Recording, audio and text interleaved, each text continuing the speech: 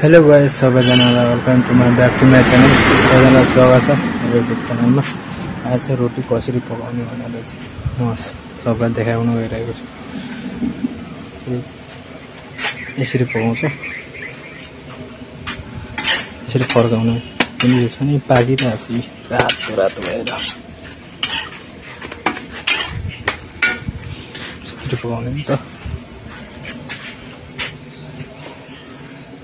अनि हामीले पकाइसकेर चाहिँ यो पानीमा यसरी थुपेर राखिरहेको छौँ। आज पनि अर्डर छ, यत्रो अन्नु बाँकी नै छ।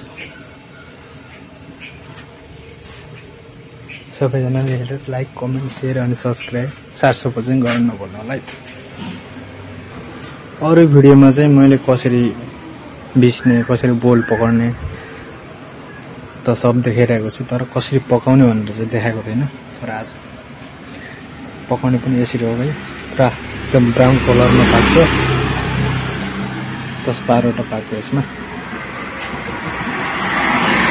आज चाहिँ अलिकति थोरै अर्डर थियो, त्यसैले चाहिँ बनाउनु पाएँ। केरलाको परौठा कसरी बनाउने भन्ने नयाँ नयाँ साथीहरूलाई चाहिँ परौठा कसरी बनाउने भन्ने ट्रिक म चाहिँ आज देखेको छैन, किनभने मेरो स्ट्यान्डहरू छैन नि त। ब्लग बनाउने स्ट्यान्ड छैन, त्यसैले चाहिँ म आज देखेको छु भने म आज ब्याक क्यामेराबाट भिडियो सुट गरिरहेको छु। त्यसैले म चाहिँ देखिन सकेको छैन, किनकि स्ट्यान्ड भयो भने अगाडि पछाडि हाम्रो चाहिँ गराउन मिल्छ नि त। त्यसैले चाहिँ मेरो चाहिँ फेस आएको छैन। पछाडिको ब्याकग्राउन्ड साइड चाहिँ हेर्दा परौठा मस्त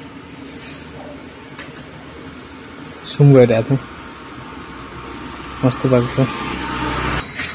ल गाइस, आजको मेरो चाहिँ अर्डर 80 परौठाको अर्डर थियो।